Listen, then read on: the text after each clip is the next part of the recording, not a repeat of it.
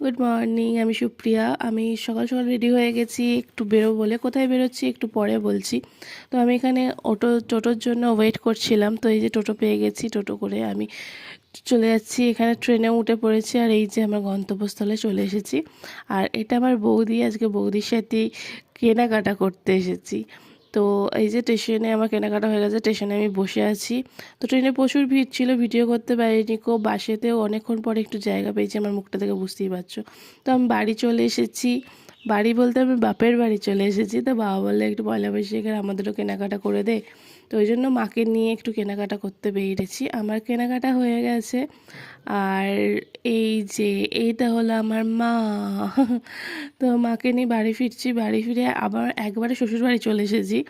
তো শ্বশুরবাড়িতে বরের সাথে একটু গল্প পুজো করে এখন ভিডিওটাকে এন্ড করছি। তো ভালো লাগলে একটা লাইক করে সাবস্ক্রাইব করে দিও।